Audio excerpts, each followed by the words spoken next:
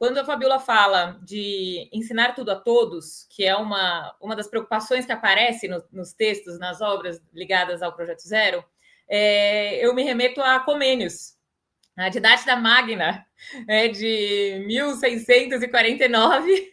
Já faz tempo que a pedagogia tem isso como um olhar, tem isso como uma busca incessante de ensinar tudo a todos. Então, não é exclusiva uma crítica ao Projeto Zero nesse sentido, ou às rotinas, mas entender também que essa é uma inquietação dos professores. É uma inquietação que a gente está na nossa sala de aula e quer ali ajudar todos os alunos, quer que, de fato, todos os alunos estejam aprendendo, que tenham processos significativos. Mas todas as visões mais críticas da educação, que olham muito para as questões contextuais, né, do processo de aprendizagem, revelam que é impossível ensinar tudo a todos, e que essa aprendizagem ela é cada vez mais significativa se contextualizada, se olhada para a realidade de cada estudante, de cada escola, de cada território, né? Então, tirar essa expectativa dos pedagogos e gestores educacionais também, não no sentido de aceitar que nossos alunos não possam aprender, né? Mas entendendo que não é uma única metodologia que vai trazer essa resposta.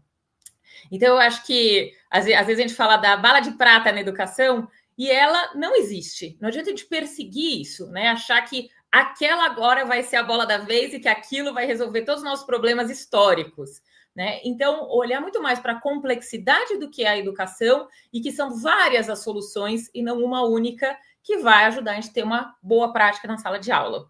Então, acho que essa última fala, né, da Fabiola me remete muito a esse olhar que a gente tem na educação, essa inquietação do é para todos mesmo ou não é para todos. Mas acho que a Fabiola trouxe uma reflexão importante também sobre a neurociência. E aqui eu entendo que a neurociência está na moda, parece que tem até uma hierarquia de saberes em relação a outras ciências. Parece que só por ser da neurociência tem um respaldo maior do que vinda de outras tradições muito importantes para a área de educação.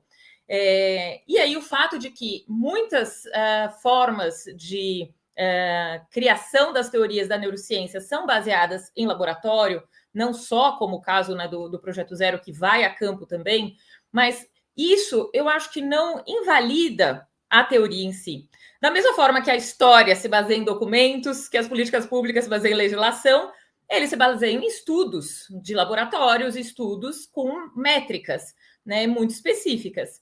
Mas a educação ela é feita dessa multiplicidade de ciências, da história, da sociologia, da psicologia, da neurociência. Então, olhar para essa multiplicidade e aí sim fazer uma transposição. Que esse é o saber do professor, esse é o saber exclusivo do professor. Como olhar para tudo isso, entender essa dinâmica social no entorno da educação e criar uma dinâmica própria para a nossa sala de aula. Então, o professor, ele não vai implementar algo que veio do laboratório ou algo que veio da legislação porque está mandando ser daquela forma. Ele vai fazer uma releitura, ele vai colocar o seu saber docente sobre tudo aquilo e criar aquela realidade de sala de aula. Então, esse é o fazer do professor. Então, eu não invalidaria as teorias que sejam mais biologizantes, que tenham outros vieses, mas sim olhar de onde ela está partindo e como que ela pode contribuir. Não para ser implementada, mas ser uma base da minha atuação. E aqui, voltando um pouco mais para o tema da inovação, que é a minha área, eu acho interessante a gente pensar nessa diversidade, né, de formas de inovar e vários contextos que podem ser inovadores também. E eu acredito que as rotinas de pensamento, elas fazem um deslocamento interessante para a gente pensar. Quando a gente olha para a escola tradicional, conteudista, o foco dela está só no conhecimento. Todo mundo vai aprender aquele mesmo conhecimento, da mesma forma. Quando a gente vai para um outro extremo, sejam escolas mais inovadoras ou, historicamente, as escolas que a gente chamou de escola novistas, né, ligadas ao movimento da escola nova, vão trabalhar por projeto, vão colocar o centro no aluno. Então, o Projeto Zero, ao meu ver, ele tem um deslocamento. Ele não é nem conteudista e nem chega também a colocar o aluno como centro, como um trabalho por projetos. mas ela faz já um nível de deslocamento que é sair do conhecimento para o pensamento sobre o conhecimento. E aqui eu acho que é um deslocamento muito interessante que pode ser utilizado tanto por escolas inovadoras que trabalham com projetos, quanto por escolas tradicionais que os professores percebem que precisam dar esse salto. Falando hoje de metacognição, falando sobre o pensar e o aprender. Então, ela surge como uma alternativa também para esses vários modelos de escola. Ela pode ser um recurso interessante para essas várias iniciativas. Então, eu acho que ela traz algo que pode ser, sim, aproveitado pelos professores. Mas, aí eu trago uma inquietação que eu trouxe na banca da Fabiola, que é a gente o tempo todo aqui falando, né, para os alunos, como eles podem melhorar esse processo de aprender a aprender, entender o próprio pensamento, como que a sala de aula pode fomentar, né, esse pensamento visível.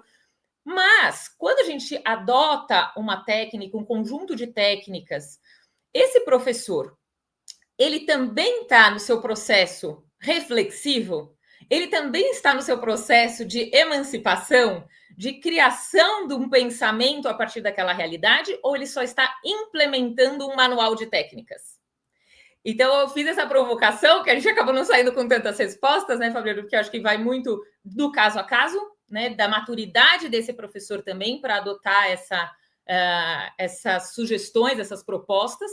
Mas aqui fica para mim essa pulguinha, né? Até que ponto técnicas e atividades já muito direcionadas, como rotinas, elas podem ser incorporadas por professores críticos, como uma carta na manga, como uma atividade que, quando ela percebe que é importante, que precisa ali daquele gancho, ela introduz, ou se ela mesma está se sujeitando a um procedimento pensado por outro e que ele simplesmente está implementando e executando, se distanciando do seu próprio pensamento crítico e autônomo a partir disso.